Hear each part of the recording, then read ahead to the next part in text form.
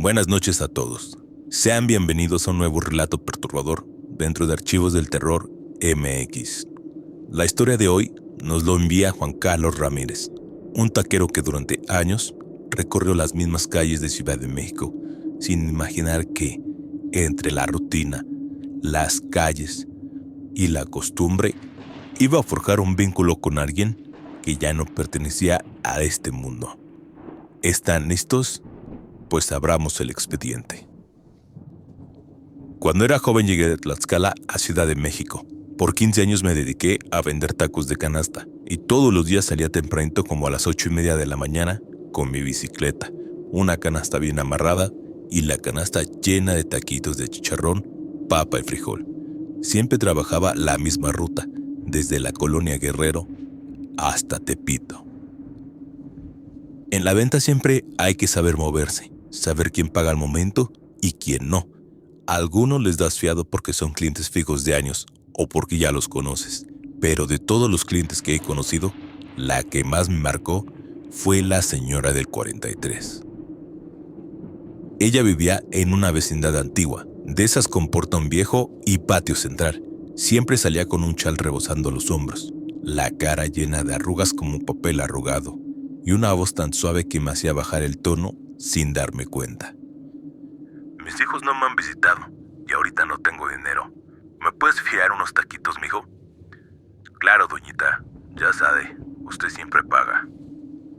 Solo me compraba los lunes y martes. Me pedía 2 de papa y 1 de chicharrón, siempre sin salsa. Decía que el estómago ya no le aguantaba lo picoso. Cada jueves sin falta me pagaba todo lo que me debía de la semana. Así pasó por unos meses.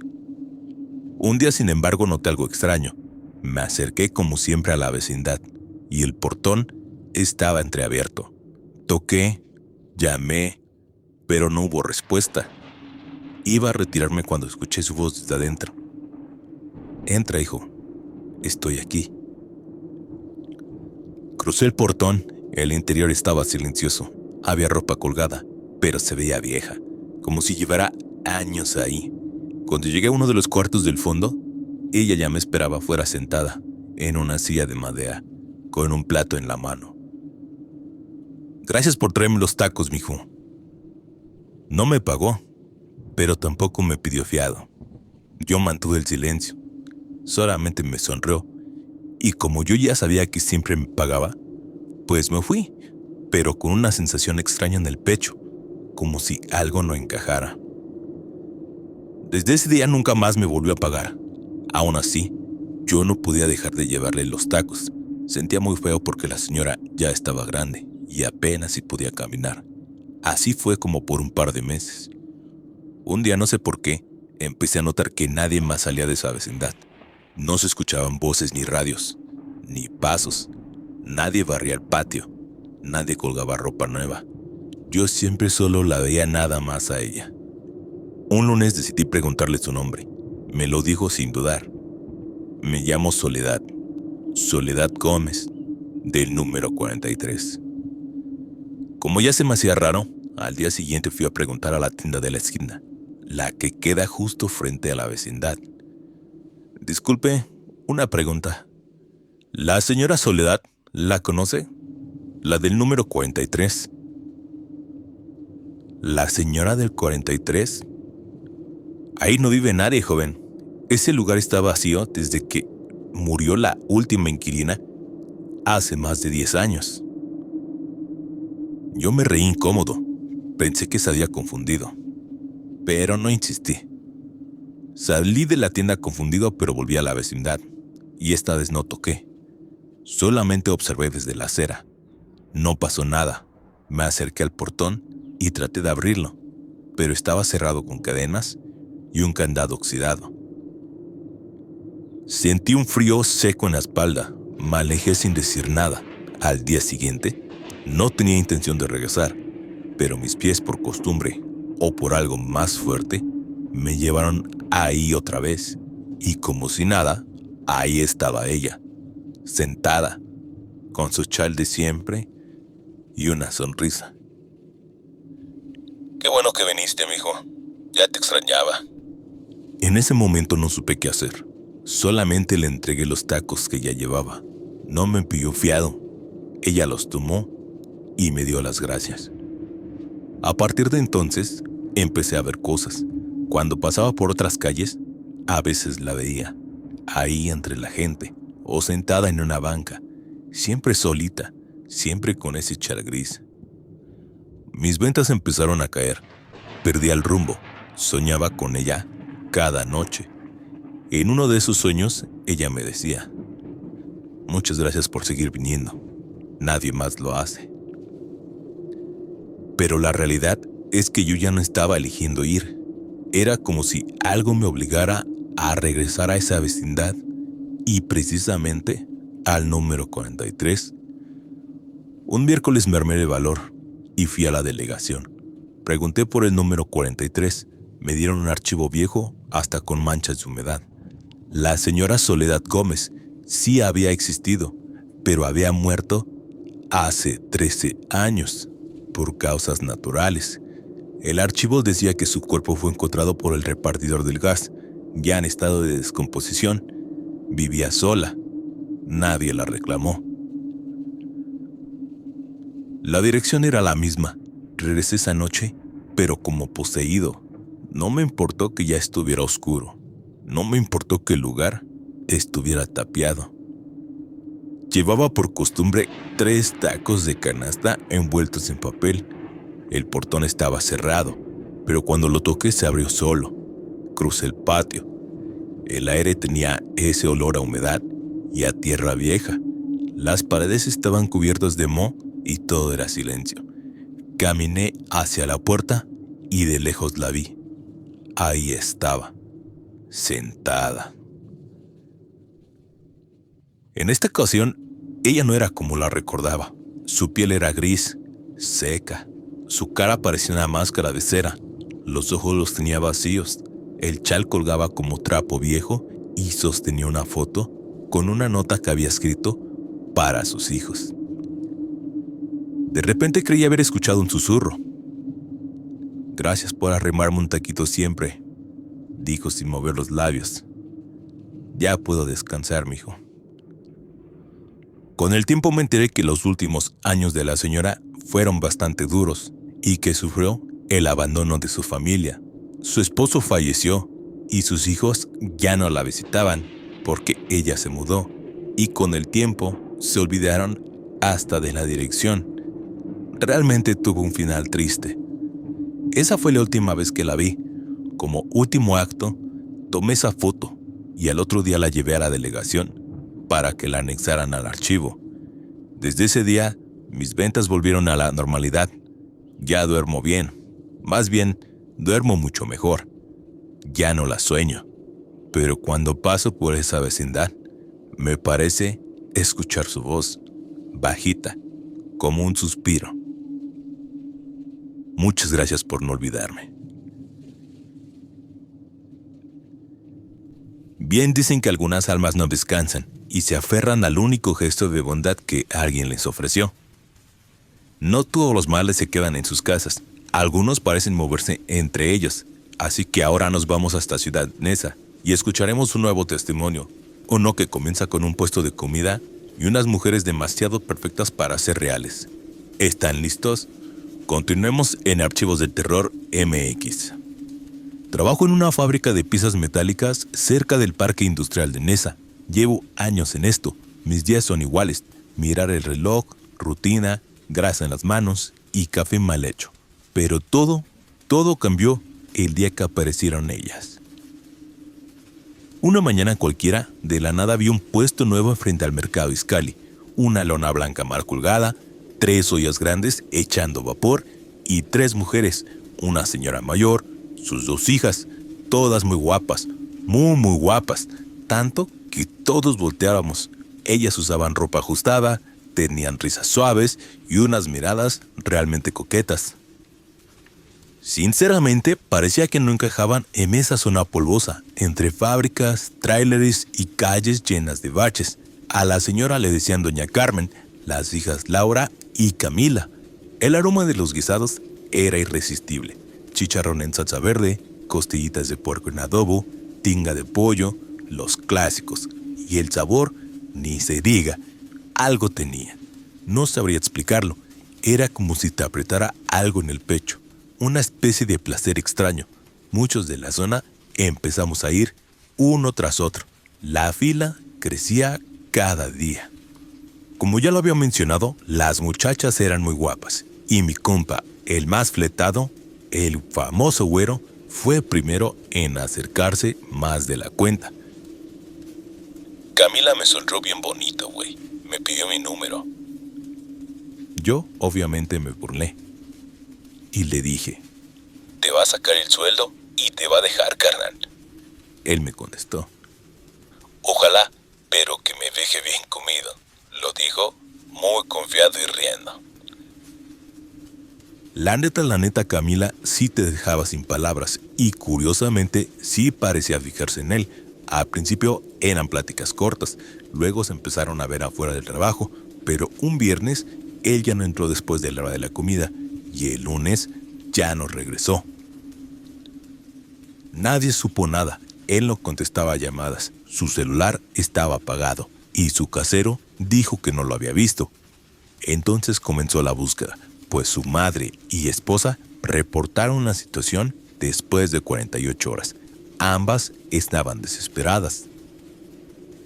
Ahí comenzó todo. Como casi todos los días, yo volví al puesto, pero con otra mirada. No sé por qué, pero no vi solo a dos mujeres guapas sirviendo tacos. Las veía más atentas, como si sospecharan que yo podía saber algo. Camila me saludó con una sonrisa que antes me parecía tierna, pero ahora sentía como un gancho en el estómago. Uno de los vigilantes de la chamba, un don ya grande, me llamó una noche que salía tarde. Joven, no sé si usted las frecuenta, pero tenga mucho cuidado. ¿Pero por qué? Yo le dije, y él me contestó, esas muchachas no son de fiar. No es la primera vez que ponen su puesto. Antes estuvieron en la colonia Benito Juárez, muy cerca de la universidad. Luego en Plazas de Aragón. Y siempre es lo mismo. Llegan, seducen y uno o dos muchachos desaparecen, pero aparecen fallecidos en algún lugar o de plano parece que se los traga la tierra. Después las muchachas se van, así, sin dejar rastro. Yo me quedé helado, pero le dije, ¿y nadie hace nada? Él respondió, ¿quién va a hacer algo si los que desaparecen no dejan huellas? Su comida y los tacos están muy buenos, eso es cierto, pero hay gente que dice que les meten cosas, que hacen rituales, que la señora es bruja y que las hijas también. Yo me alejé sin decir nada. Esa noche tuve pesadillas, soñé con mi compa el güero, me decía cosas, pero yo no le entendía nada. Después desperté con el pecho apretado y un aroma horrible en la nariz. Pasaron los días, no hablaba del tema, pero los rumores crecían. Otros empezaron a notar que los hombres que pasaban más tiempo con ellas se volvían raros, distraídos, agotados y a todos, pero a todos les iba mal. Un jueves de la nada decidí seguirlas. Me escondí cerca del puesto, las vi levantar las ollas, taparlas con tela negra y caminar hacia una calle oscura con dirección a un terreno baldío. No sé por qué, realmente no lo sé, pero las seguí a la distancia. Se metieron a una casa vieja, me acerqué y desde el zaguán pude ver por una rendija. Adentro tenían una mesa redonda, veladoras negras y huesos pequeños. Camila estaba en el centro, con los ojos cerrados, repitiendo algo. Laura tenía en las manos una camiseta del güero. Yo la reconocí inmediatamente. La señora echaba un líquido rojo en un hoyo en el suelo mientras decía palabras que parecían en otro idioma. En ese momento sentí como la sangre se me fue a los pies. Me alejé corriendo sin mirar atrás. A la mañana siguiente el puesto estaba ahí. Ellas estaban como si nada. Yo no lo podía creer. Ese día, al llegar al trabajo, un compañero estaba leyendo un periódico en la entrada. Decía que el cuerpo de un joven no identificado había sido hallado en el bordo, apenas descompuesto, pero tenía el rostro desfigurado, estaba sin ojos y sin lengua. Yo sabía perfectamente quién era, tenía ese presentimiento, pero no lo dije. Fui con las autoridades, conté lo que vi. No me creyeron por obvias razones. Dijeron que no había pruebas, que eran sospechas sin fundamento. Regresé al trabajo días después. El puesto ya había desaparecido, pero ese vacío no, esa energía, ese olor se quedó impregnado. Las mujeres hermosas desaparecieron. Algunos dicen que se cambiaron de colonia, otros que desaparecieron y que tal vez fueron castigadas, pero pues no lo sé. Lo que sí sé es que a veces al caminar por otras zonas de Nesa veo una lona blanca en algunas esquinas, un puesto nuevo y 3 mujeres. Y cuando eso pasa, camino mucho más rápido, porque si me acerco, sé perfectamente qué podría pasar y sé que si vuelvo a probar esa comida, puede que ya no vuelva a regresar. Esta fue la historia de Francisco. Mientras algunos huyen de brujas disfrazadas de cocineras, otros terminan atrapados en algo aún más retorcido. Esta vez nos trasladaremos a las calles de Azcapotzalco en Ciudad de México, donde existe una casa que no quiere que te vayas y 2 sombras que no están dispuestas a dejarte en paz. Vamos con el último relato de la noche, aquí en Archivos del Terror MX. Esto pasó hace unos 15 años, y aunque muchos prefieren no hablar del tema, yo lo recuerdo como si hubiera sido ayer.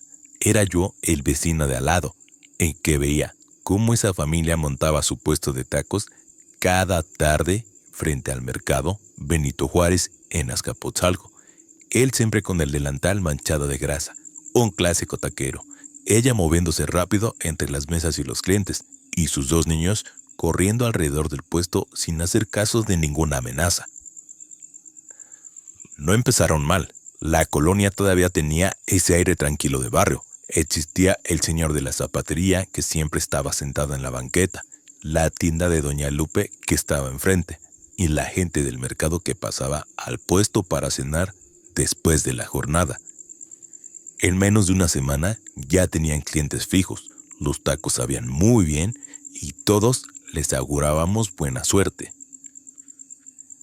El problema fue la renta. Con el dinero que sacaban no podían pagar el departamento donde vivían, así que empezaron a buscar algo más barato, y así fue como terminaron en la famosa Casa del Portón Rojo, la cual estaba muy cerca del mercado y la escuela de los niños.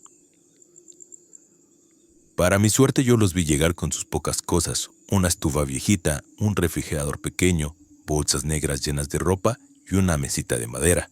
El dueño, extraño, casi les rogó que ocuparan la casa, ni depósito les pidió.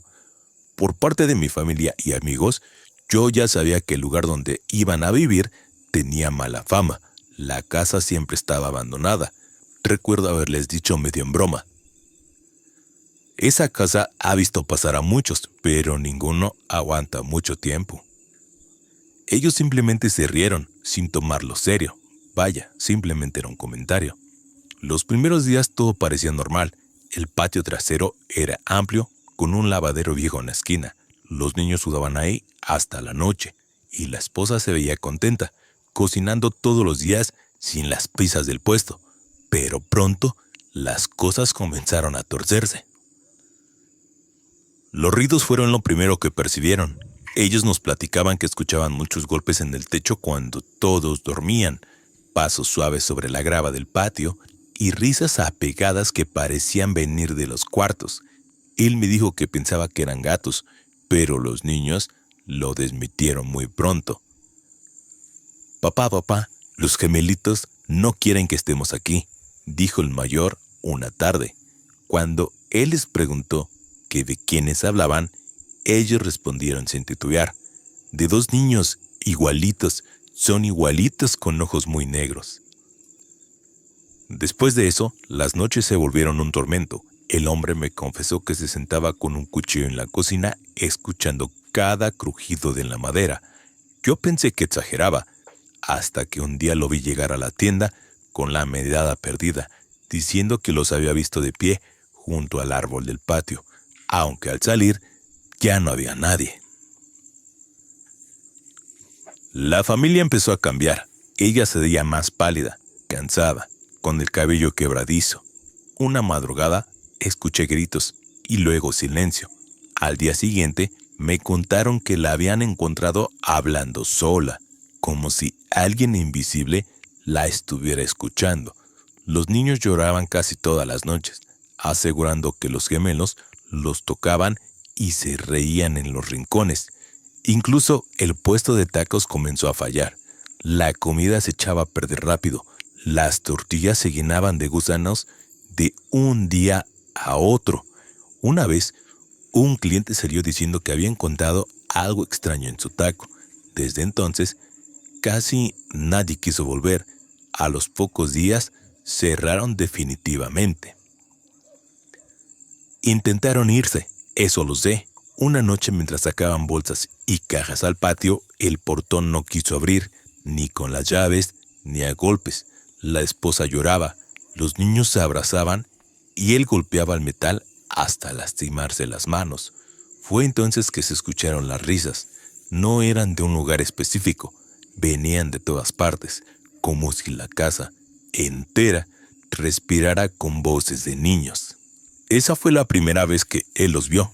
Claramente, dos figuras pequeñas, idénticas, con la piel pálida y los ojos vacíos, estaban frente a su refrigerador, inmóviles, mostrando unos dientes extraños que no parecían humanos.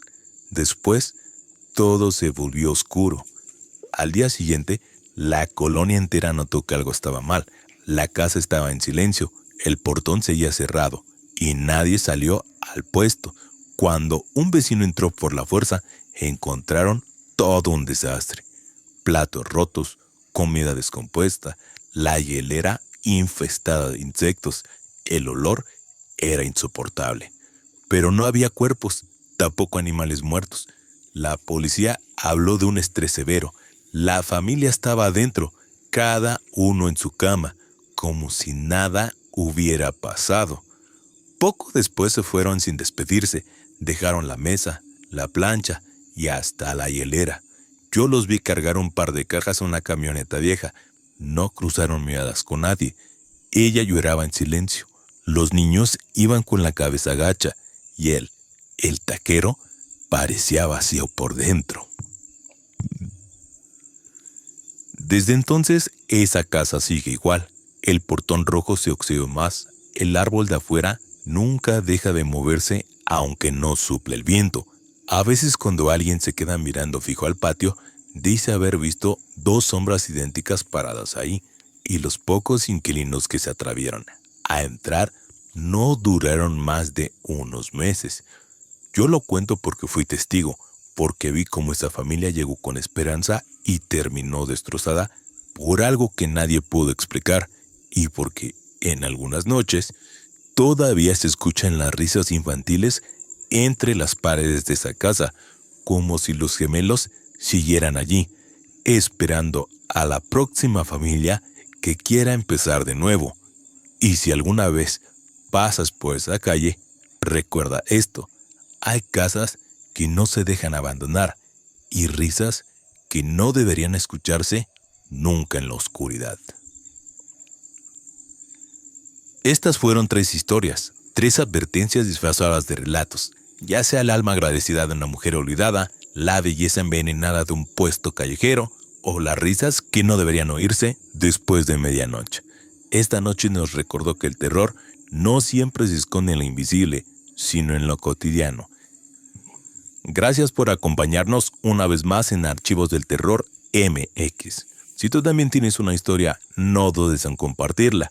Quién sabe, tal vez la próxima vez el archivo que abramos sea el tuyo.